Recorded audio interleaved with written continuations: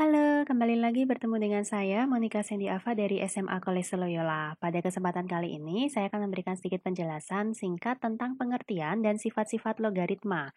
Ini adalah materi matematika peminatan kelas 10 semester pertama setelah teman-teman mempelajari tentang eksponen. Yang akan kita pelajari dari materi logaritma itu ada yang pertama yang akan kita bahas pada pertemuan kali ini yaitu pengertian dan sifatnya. Nanti pada pertemuan selanjutnya kita akan membahas tentang persamaan logaritma, pertidaksamaannya, serta aplikasinya.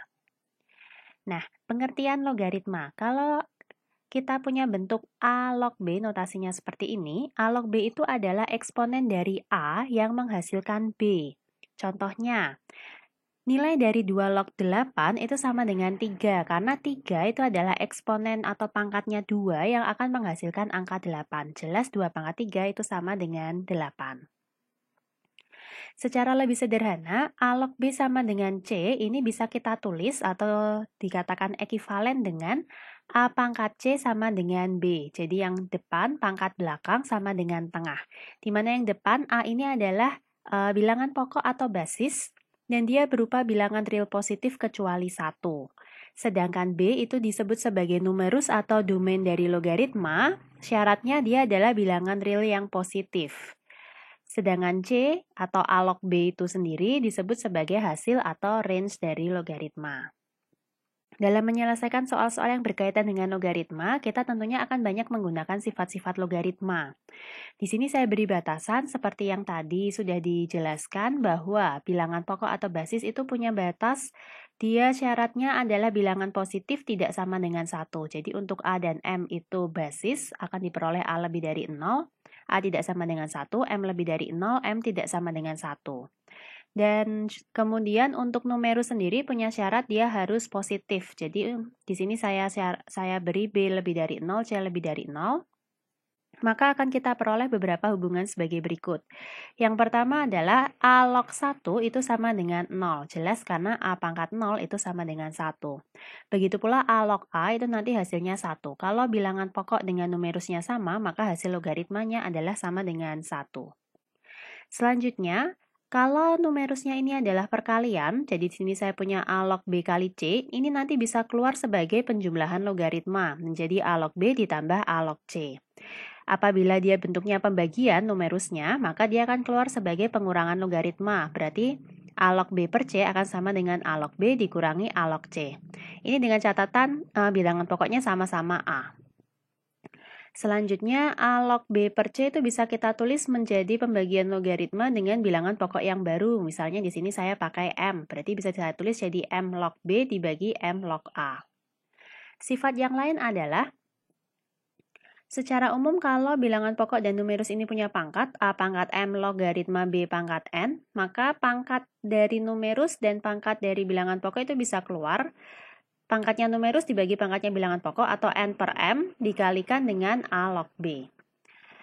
Lalu kalau saya punya A berpangkat A log B, di sini sudah sama-sama A, nanti hasilnya langsung numerusnya yang sama dengan B. Kemudian, kalau kita punya perkalian logaritma, A log B dikalikan B log C, ini sudah sama-sama B, maka nanti hasilnya akan langsung jadi A log C. Dan terakhir, A log B itu bisa ditulis sebagai 1 per B log A, posisinya di balik B dan A-nya ini, kemudian diberi seper. Nah, sekarang kita akan coba untuk mengerjakan contoh soal. Contoh yang pertama, di sini kita diminta untuk menyederhanakan log 5 ditambah dengan log 2. Oh ya, sebagai catatan, ini kesepakatan apabila bilangan pokok itu tidak ditulis, maka bilangan pokoknya itu berarti sama dengan 10. Berarti ini juga ini 10. Sehingga ini bisa saya tulis menjadi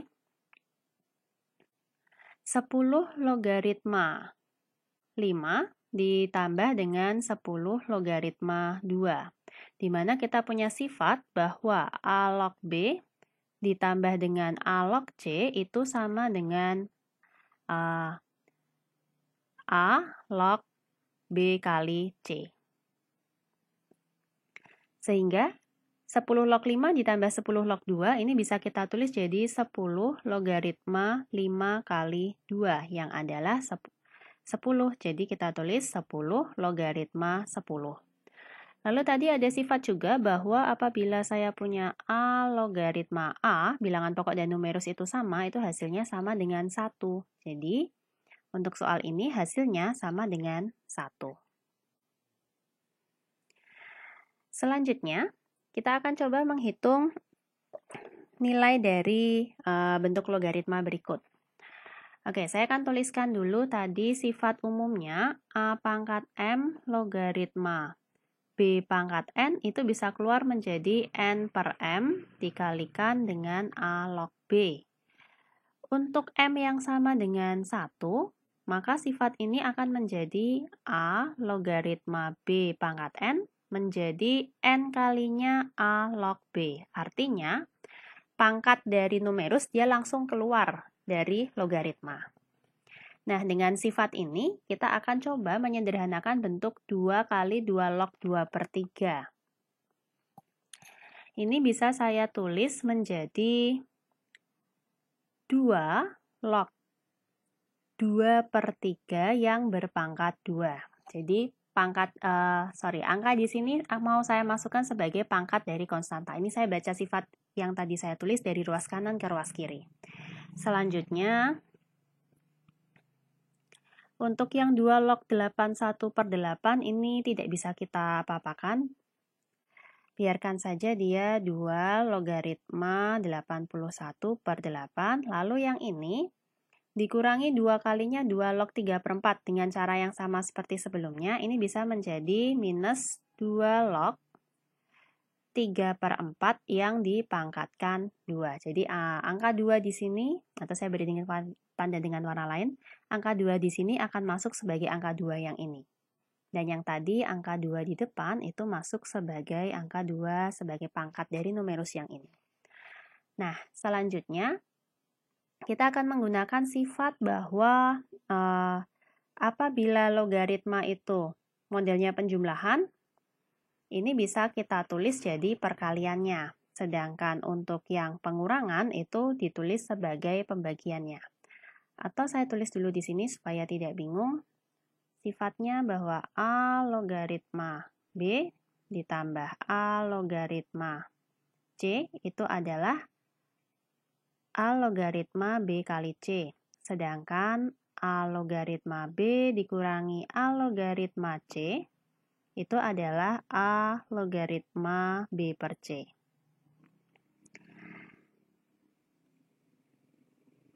Nah, jadi untuk soal yang ini, karena semuanya bilangan pokoknya sama-sama 2, A-nya sebagai 2, maka ini bisa saya tulis jadi 2 logaritma. Nah, yang ini penjumlahan ya, berarti 2 per 3 kuadrat sama 81 per 8, nanti akan kita kalikan.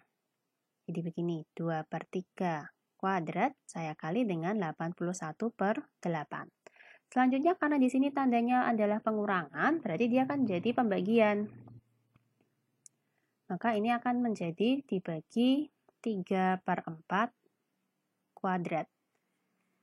Selanjutnya kita tinggal manipulasi aljabar biasa. Ini bisa saya tulis sebagai 2 logaritma dari 2 per 3 kuadrat dikali dengan 81 per 8, karena ini dibagi, kalau mau saya naikkan ke atas, berarti dia akan bentuknya saya balik jadi 4 per 3 kuadrat, seperti ini. Selanjutnya kita tinggal menghitung saja untuk angkanya, berarti 2 logaritma 2 per 3 dikuadratkan, berarti 4 per 9, yang ini 81 per 8, kemudian yang ini adalah 16 per 3. Gini, terus kita tinggal hitung saja. 4 dengan 8 kita coret 2. 2 dengan 16 kita coret 8. Selanjutnya 9 dengan 81 itu saya coret jadi 9. Oh, mohon maaf, saya melakukan sedikit kesalahan. Karena tadi 4 per 3-nya kuadrat, berarti 4 kuadrat itu 16, 3 kuadrat itu adalah 9. Jadi di sini 9. Nah, terus kita tinggal hitung tadi ada angka 9. Nah, ini bisa kita coret 9-nya. Sisanya tinggal angka 8. Berarti akan kita dapatkan 2 logaritma 8. 2 logaritma 8 itu adalah 2 logaritma 2 pangkat 3. Berarti ini bisa keluar jadi 3 kalinya 2 log 2.